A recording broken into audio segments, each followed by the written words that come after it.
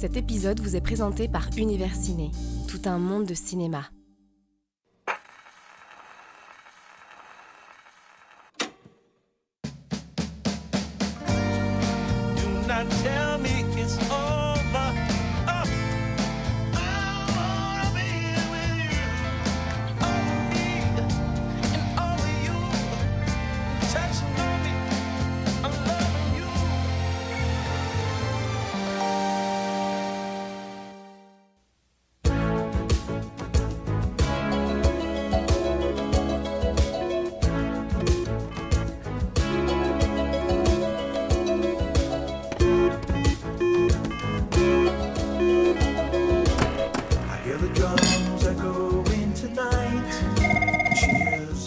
Monsieur, le maire au téléphone. Dites-lui que je suis occupé.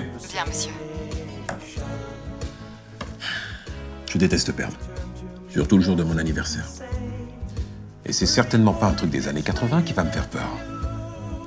Lorsque les années 80 sont revenus à la mode, nombreux sont les projets qui ont surfé sur la vague, avec plus ou moins de succès. Et parmi les plus réussis, Stranger Things. Lancée mondialement en juillet 2016 sur Netflix, la série se démarquera par sa direction visuelle soignée, son ambiance nostalgique et ses personnages attachants. Une réussite artistique qui en fera l'un des plus gros succès de tous les temps.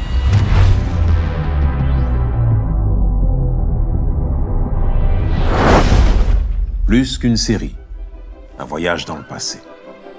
Les années 80 ont offert aux spectateurs de nombreux films restés cultes.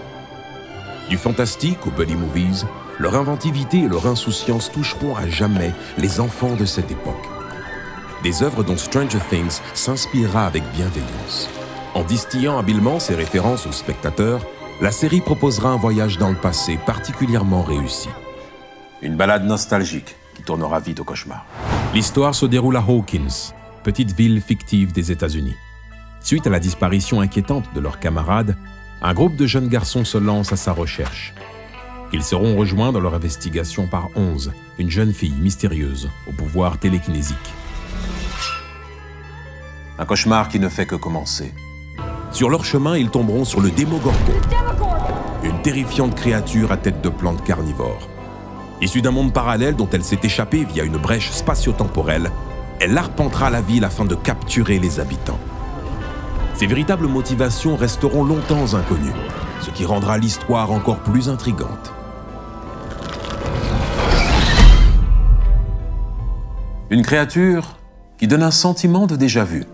Après les années 60 et les monstres en stop-motion, l'arrivée fin 70 de l'animatronique a rendu les effets spéciaux plus réalistes, faisant passer les films fantastiques dans la cour des grands. Une période qui a engendré les créatures les plus iconiques du cinéma. Et pour retrouver le cachet de l'époque, les créateurs de Stranger Things mélangeront animatronique et animation pour donner vie au Démogorgon. Mais copier le passé ne garantit pas le succès.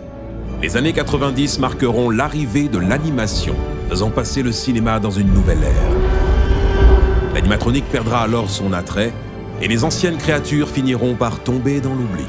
Mais avec le retour des années 80, nombreux seront les films qui tenteront de relancer les grandes licences de l'époque. Mais rares seront ceux qui rencontreront le succès. Mais alors, comment la série Stranger Things a-t-elle réussi à attirer le public? En fait, les créateurs vous ont tendu un piège. Dans les films qui tenteront de relancer les licences célèbres, les créatures étaient devenues les stars. Les héros figuraient en petit sur l'affiche, réduits à servir de chair à canon.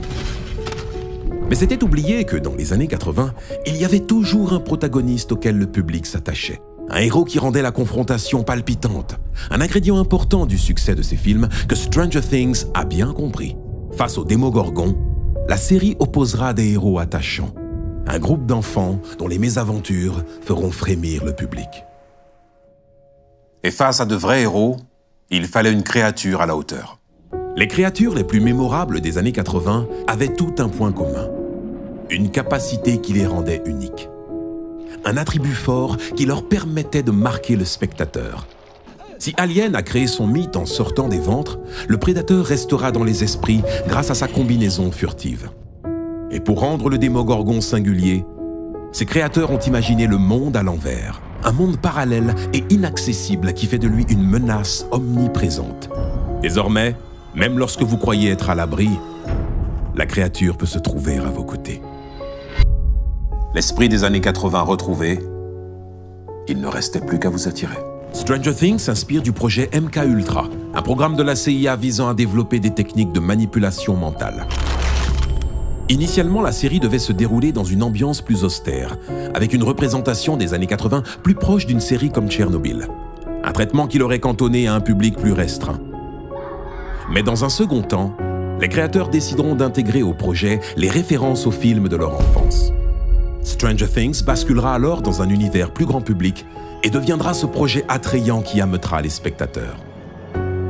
Vous voilà victime de votre nostalgie. Malgré ses allures de série enfantine, la série se révèle rapidement horrifique, à tel point qu'elle sera interdite aux moins de 16 ans. Désormais lâché dans un monde féerique, le Démogorgon s'en donne à cœur joie, s'en prenant sans relâche aux habitants de Hawkins. Chaque victime est alors extirpée du monde coloré qui faisait l'attrait de la série pour être traînée dans un monde plus austère. Le monde à l'envers. Après avoir été attiré par le côté vintage, le spectateur attaché au héros se retrouve désormais pris au piège dans une série digne des films d'horreur des années 80.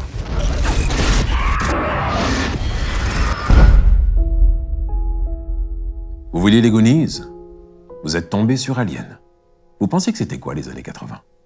Indiana Jones et Dirty Dancing? Vous êtes bien loin de la vérité. À cause des dents de la mer, on avait peur d'aller nager. Et à chaque mal de ventre, on repensait à Alien.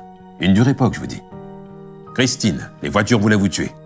Chucky, les poupées voulaient vous tuer. Les Gremlins, même les films pour enfants étaient des films d'horreur. Et la nuit venue, vous pensiez que c'était fini, Freddy Krueger était caché sous votre lit. Quant au Démogorgon, vous vouliez revivre votre passé, vous avez réveillé un monstre qui y sommeillait.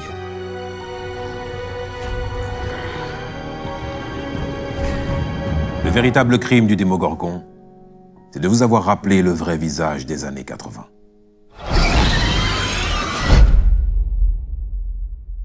Ah, le Démogorgon. Il aurait fait une belle plante carnivore sur mon bureau. Avec l'arrivée de l'animation, de nombreuses créatures ont fait leur apparition au cinéma. Et s'il était beaucoup plus facile de les créer, il était également beaucoup plus facile de les détruire. Alors dans les années 90, l'heure de la vengeance avait sonné.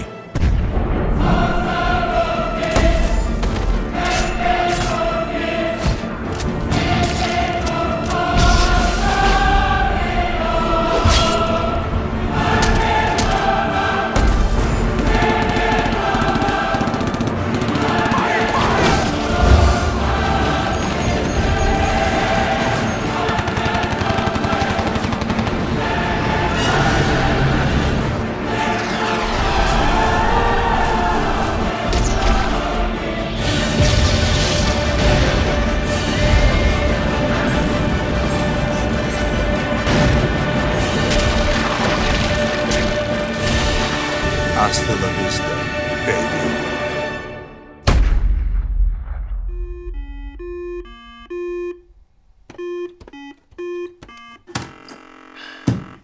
Bon, visiblement, j'ai perdu mon âme d'enfant. Monsieur, c'est encore le maire au téléphone. Dites-lui que je suis occupé. Bien, monsieur.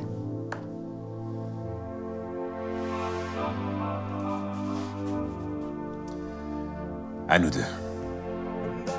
À bientôt. Et conseil d'avocat. Vous voulez faire le mal? Faites-le bien.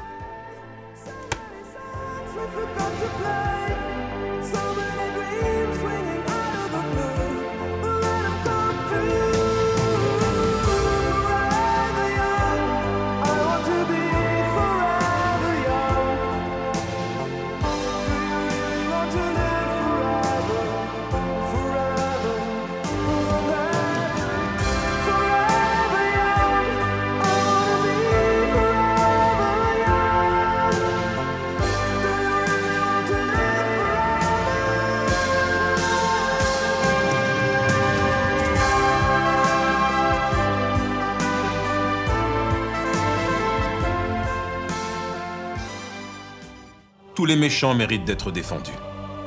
Ensemble, on peut changer tout ça. Alors faites un don. Offrez à votre méchant préféré la défense qu'il mérite.